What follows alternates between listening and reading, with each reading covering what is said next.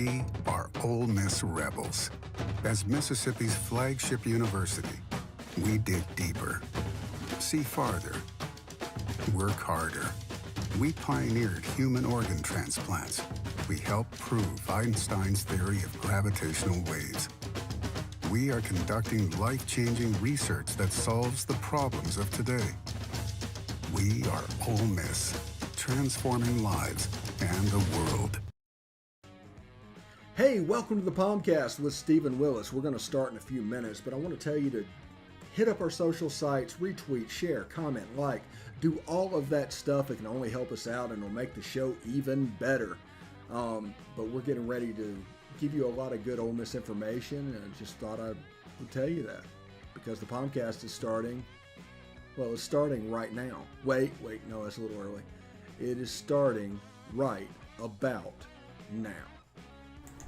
All right, good morning. It's a Thursday. I hope everybody's having a great day. Welcome to the POMcast. I am your host, Stephen Willis, and we're going to talk a little bit about stuff. I want to tell you before we get started, though, about TakeItToTheGrove.com and Travel and Cruise World and La Terrain Watches.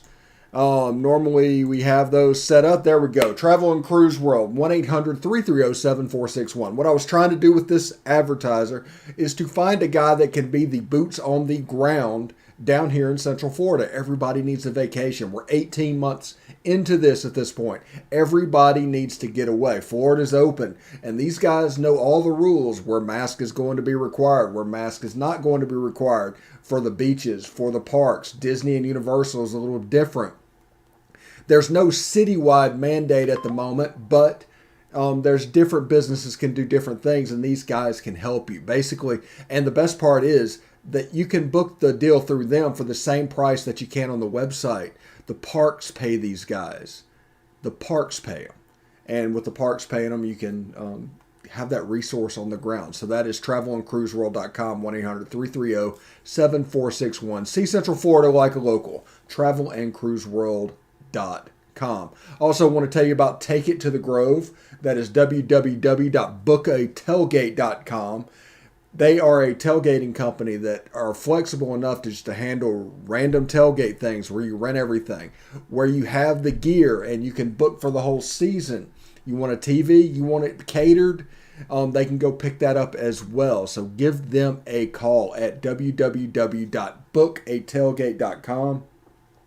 You won't regret it. It's a pretty cool thing. It's an Ole Miss vendor approved. And also, welcome to the show, La Terrain Watches, the official watch of Positively Ole Miss. Go online, find your watch, whatever you're doing. Just enter the promo code POMcast when you check out. And you can enjoy all the savings and everything that goes along with it with La Terrain Watches, the official watch of Positively Ole Miss. That's a lot. So, if you want to watch the show, you can catch us on Twitter at @TheStephenWillis or at Ole Positively. You can catch us on Facebook at facebook.com/POMcast. You can catch us on YouTube at Positively Ole Miss. Subscribe, hit the bell. You'll not only know that we're streaming, you'll know what we're streaming about. Hey guys, how are y'all doing? I'm glad y'all are enjoying the show.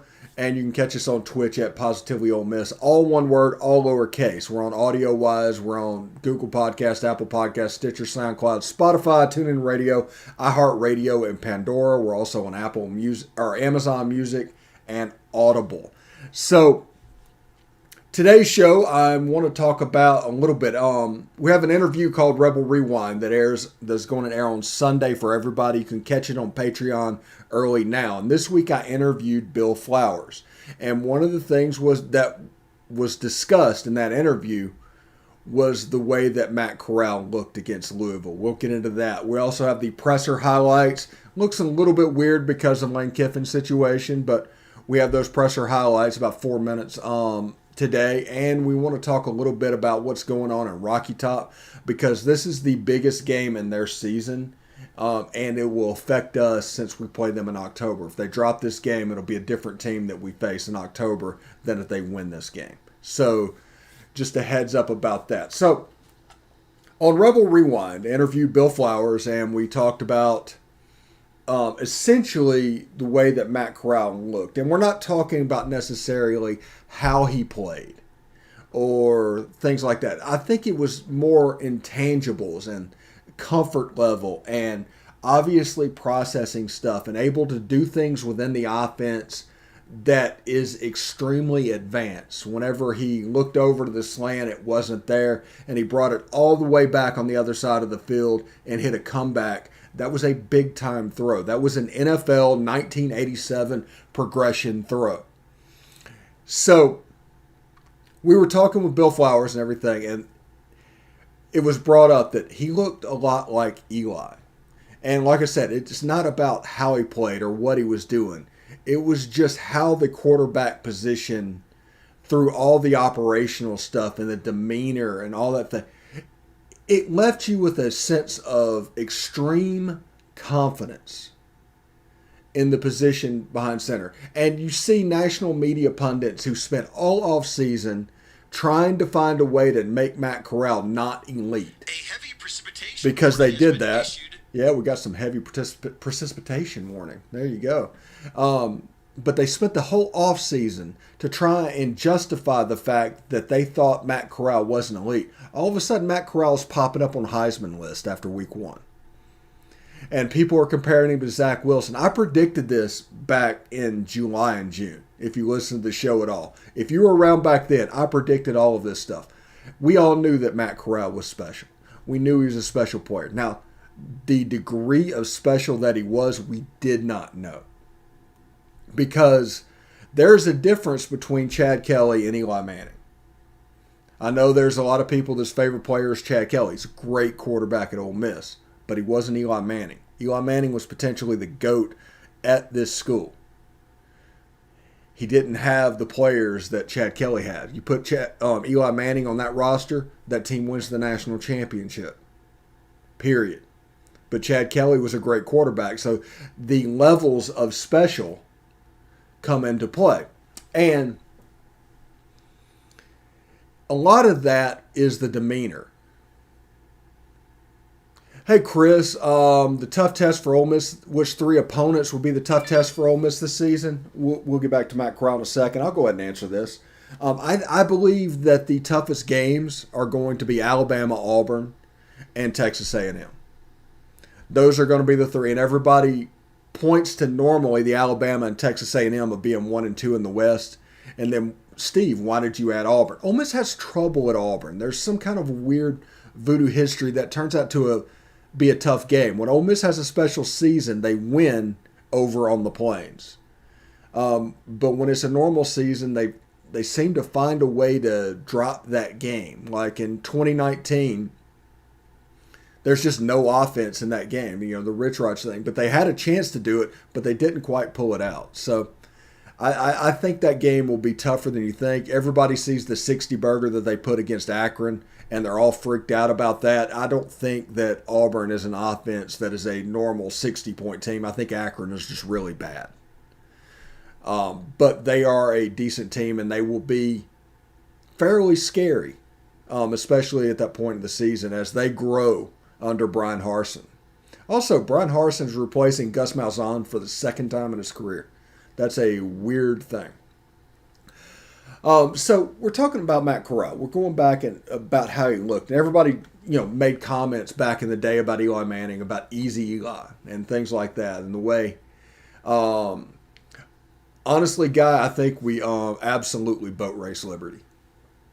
Arkansas with that drop 8, I think Matt Corral and that defense, the chip that's on his shoulder about that specific game that he mentioned it at SEC Media Days, I'm worried less about Arkansas. But Guy says he thinks we struggle with Liberty, Bama, and Alabama, or Arkansas. Alabama, obviously. If anything's out there, that's the special team. But we're going to take we're going to do the press conference highlights shortly. And we're going to come back, and then we'll talk about Rocky Top a little bit. I think it was 4 or 5 minutes. 4 or 5 minutes for for the presser highlight. So stick around after that. I'll be back after that, and then we'll come back and we'll talk a little bit about just around the SEC this weekend.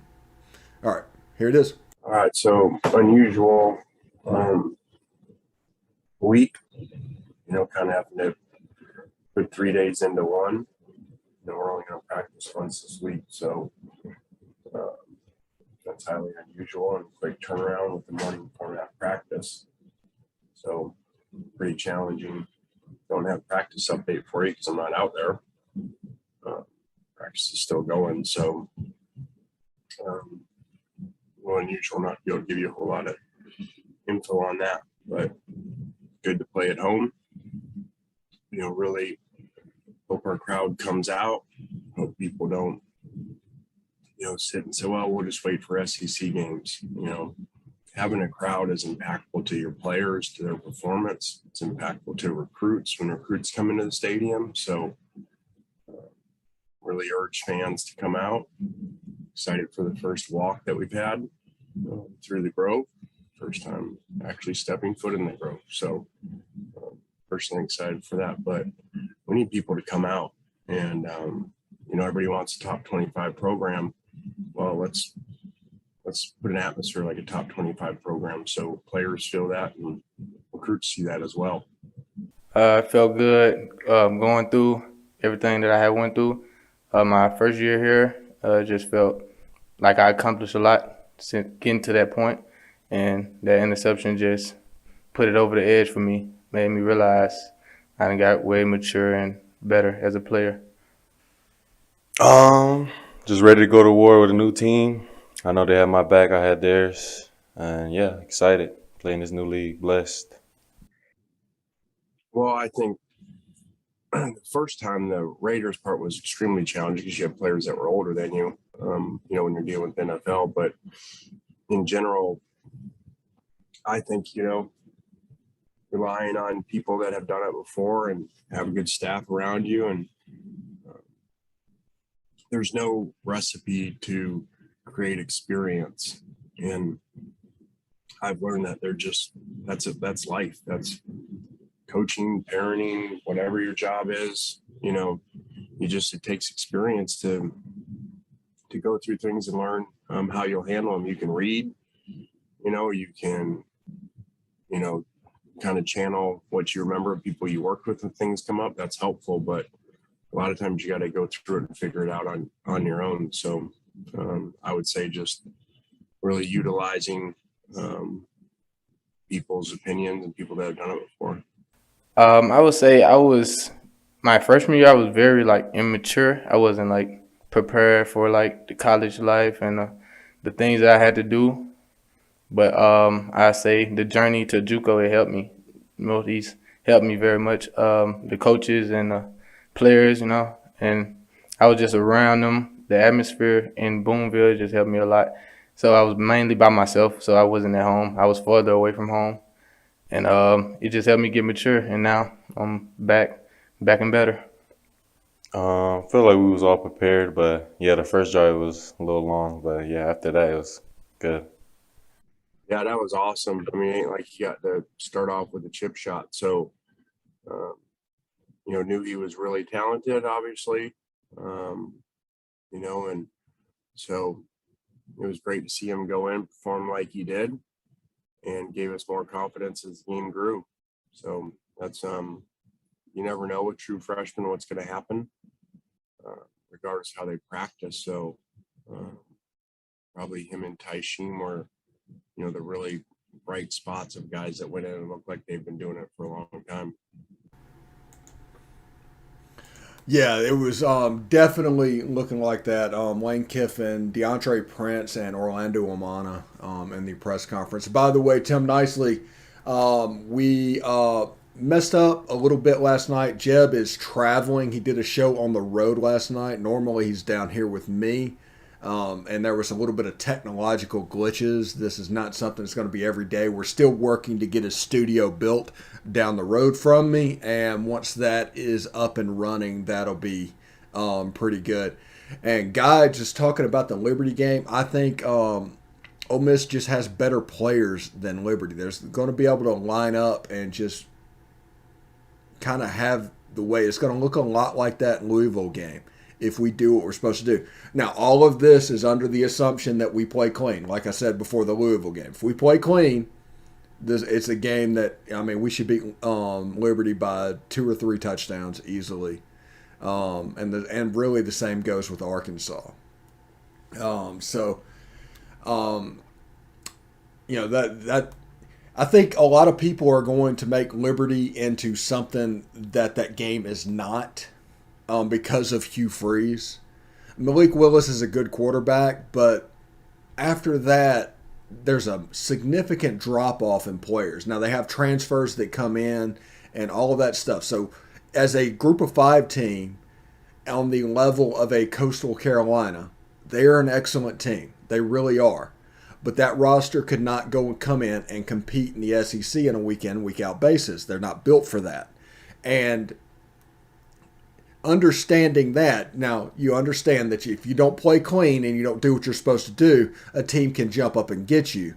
But on an average game that's going on, a team cannot jump up and get you. I think for the Ole Miss fan base, and a lot of it is like almost battered women syndrome to an extent, but games like Memphis and games like Tulane, we have a history of dropping those games. The Vanderbilt game every now and then. It's a game that we should win. So in the fan base's mind, there's a little bit more doubt than should be there. They're not actually objectively looking at what's happening. And because of that, there's a little bit of fear that develops in the team. It was like not necessarily fear of the other team, but fear of what can happen. So because we've seen some bad things, 4th and 25, we all saw that. We all did that. But I think with this team, they have the mindset of their coach. They're not afraid of anybody. They don't play like they're afraid of anybody. That game was one of the most physical football games played by Ole Miss I have seen in my lifetime. That was a physically dominant team on the field against Louisville. Just was. Malik Cunningham was just lost. Now, a lot of that was that their service team, when they were preparing, they weren't prepared for that defense. Don't forget that surprise for that Iowa State John Haycock defense that was kind of run that we talked about earlier in the week. That was a little bit new for them. So they need to figure out a way to attack it. But that defense being there and kind of a bend but don't break and force the spread teams to go where you want them to go, it is a very interesting idea, especially in the Southeastern Conference. Lane Kiffin is an early adopter. I talked about this. I've talked about it for the last year at this point. But from the analytics to the offense, he's an early adopter. He's willing to do something early. And that is going to help a school like Ole Miss. Now, if this builds the way I think this is going to build, and understand if this happens the way I think it's going to go, Ole Miss better be ready to pony up. And not necessarily with money, with just the ability to say yes with what he wants. People, if he's calling people to go to the games, go to the game. Because we want as little issue to happen moving forward as possible. Everybody talks like it's a foregone conclusion that Lane Kiffin's going to leave. I do not believe that. I think too much has changed. He has a great situation. He's making over $5 million a year. I mean, it's in a good place. The only thing that can stop him is the amenities, like things like the fan base showing up to a game, and facilities, which we're about to have a capital campaign. So just get ready to say yes. That's all I'm saying right there. Just say yes, do your part, because it's not really going to be a money thing. I'm sure if it comes down to it and the season goes like we expect, there will be a raise waiting for him at the end of the season. But just be ready to say yes. When we come back, we're going to take a short break. And when we come back, we are going to talk about little games in the SEC that we're paying attention to. And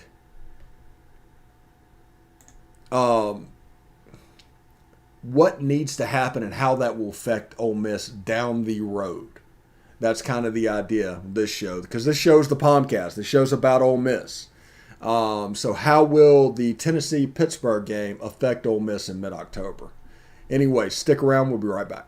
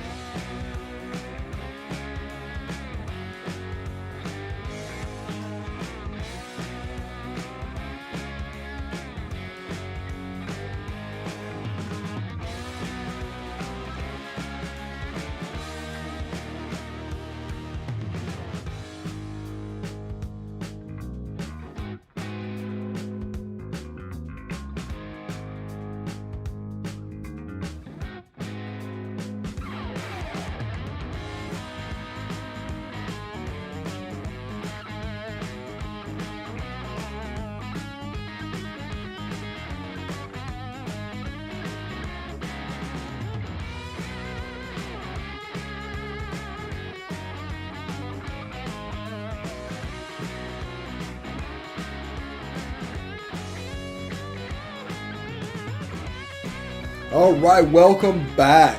Stephen Willis, POMcast on this Thursday. This will be the last Thursday in a while that there's only one show on Thursday, because we have stuff on Friday, we have stuff on Saturday, we have stuff on Sunday. We're already every day.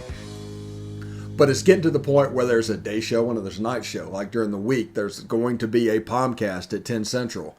On Monday night, there's Beast of the East. On Tuesday is Best of the West. On Wednesday is SEC After Dark.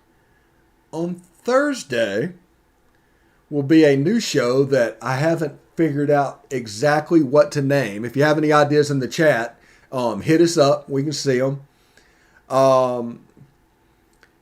Hit us up. Let us know what's going on and what to name the show. And the show will be a game preview with Bill Flowers. Yes, congratulations on that one. Big get there. Bill Flowers will come on to talk about the game that just happened and the game that's going to happen. So he's going to give his thoughts on what's going on. He did that a little bit in Rebel Rewind that's going to air Sunday if you want to go back to the Louisville stuff. But the actual stuff for this will air next week. So Bill Flowers will be on the show and start doing a weekly hit talking about Ole Miss football. I got a question in the thread. As of today, what are the percentage chance of Arch Manning to sign with Ole Miss? Any factors? My opinion on this is his recruitment looks insanely like Eli's at this point. It's following the same path as Eli Manning's recruitment. And Ole Miss is going to be in it if you're doubting that Ole Miss is going to be in it. Now, media people need this not to be a foregone conclusion. So they're going to say that Texas is the leader, that Clemson's the leader, and all these teams are the leaders because they need that to happen. Because if this is a foregone conclusion, they don't get the clicks. Understand that. So I don't think anybody really knows who the exact leader is at this moment. I will say this. If Arch Manning watched that game Monday night and saw that offense and what was going on, I know who would be the leader for me. Absolutely. And also a Manning in a name, image, and likeness world. How much money would Eli have made at Ole Miss? How many car dealerships would just show up to hand him money? He'd make $1 million a year just on his name, not even counting how good he was. And Arch is absolutely fantastic, and so is Eli. I think there's national commercials that could be in his future. He could be a guy that no matter where he goes, ends up on the Fansville commercial. So I wouldn't stress out too much about Arch at this point. Ole Miss is doing what they need to do. They need to win games this year. If they go 8-4, 9-3, if Matt Corral's on that stage for the Heisman, because right now he's in the top 3, don't worry too much about Arch, because that recruitment is happening and they don't talk, and there's sources going through, and everybody worries. Everybody gossips about what's going on. Don't worry too much about Arch Manning at this point. Next spring we'll get into a little bit. I think he's going to commit somewhere around March or April. So they're building that. They're going to get him to Oxford. He's been to Oxford several times. He comes here on his spare time. So just, pump the brakes on that, because we don't need to put too much emphasis on Arch, because Luke Altmaier's here right now and deserves a little bit of respect. And Matt Corral is perhaps the second greatest quarterback in my lifetime, which goes back to 1976. I only put Eli ahead of him at this point. But Matt Corral needs to close the deal. It's a good team, physical team. I enjoy watching these games. But that was a good question, Chris. Now, Tennessee plays Pitt this weekend, and I am of the opinion this is the biggest game of the season for Tennessee. And let me explain why. There aren't really paths to a bowl game for them that don't involve them going 4-0 in the non-conference. If they win this game, they're probably going to go 4-0, because I think they have Tennessee Tech and another G5 team lower level. So this is a Power 5 game, big game. Pitt is kind of like the UCLA of the East Coast. There's a lot of super seniors and seniors, and fifth-year seniors, six-year super seniors, and all those guys playing defense. Now, it's a typical Big Ten type team. A typical Big Ten type team, which means they're a little bit slow. There's a little bit of plodding. I think Pickett's a pretty good quarterback. So they're a team that could get you. But it's also a game that Tennessee could win, if that makes sense. So this is one of those 50-50 type games. So, and the way this will play out is Tennessee has a depth problem. Anytime you're dealing with play volume, you got to figure out and set up the defensive side of the ball. We're going through the same thing here. And that involved recruiting, that involved a change in the scheme, all that here, but that was year 2 work. This is year 1. This is them seeing what they have in real life. And I think play volume could jump up and get them, because the way that Pittsburgh likes to play, if they hit 75 plays, 80 plays, even without going fast, that means the Tennessee offense didn't show very well. And that defense is really going to wear down. It could be something to where Tennessee is winning 31-24 in the third quarter and it ends up being a 48-38 game. That type of thing. If Tennessee wins the game, though, I think they jump on them early. They jump on them early and end up pulling out a 38-28 type game. And the point is, the reason I bring all that up is mid-October, Ole Miss goes to Neyland Stadium. If Tennessee loses that game to where they're in desperation mode trying to get to a bowl game, because they haven't hit the true desperation yet because there's still plenty of games left, but they know the math. Everybody knows the math. And if they drop that game, they've got the South Carolina game and they got the Vandy game and, even maybe Missouri. But there's certain games on their schedule that are viewed as not winnable. Whether they are or not, that's irrelevant. But there's games on their schedule like the Alabama game, the Georgia game. They have Alabama and Georgia in the same season. That's ridiculous. The Ole Miss game. There's certain games that are viewed as unwinnable. With our mindset, if we go in like we did against Louisville, just a completely physically dominant team that could not care less about what you have on your side of the ball. That's what I noticed in that game, is it didn't matter what was lining up on the other side. Absolutely. Ole Miss was just coming to do their thing. They were doing it more physical than you. They have a bunch of better athletes than you, and just try to keep up. We're going to do it faster than you. So that's something that stood out in that game. So, man, I'm really excited. Oh, goodness, look at the clock. Time flies when you are having fun. Absolutely. I want everybody to tune in as this goes on. Friday, Biscuits and SEC's SEC Week Preview. Saturday, Ole Miss's preview with Joe DeLeon talking Austin Peay. and Sunday Rebel Rewind with Bill Flowers. They're all available on Patreon right now for $3. If you dump $3, you can listen to it all. And we do all of that stuff as well. So we're moving to having a show twice a day, every day of the week. So every day there's a POMcast, and on Monday, Beast of the East, Tuesday, Best of the West, Wednesday, SEC After Dark, Thursday will be the Bill Flowers Show. Whatever his preview is called, we're going to do that as well. So we have a lot of stuff to, be thankful about. And I'm just kind of feeling it. I'm feeling pretty good about what's going on. Thank you very much, Chris. Tune in again. Tell your friends. Evangelize what's going on. But I'll be back here tomorrow.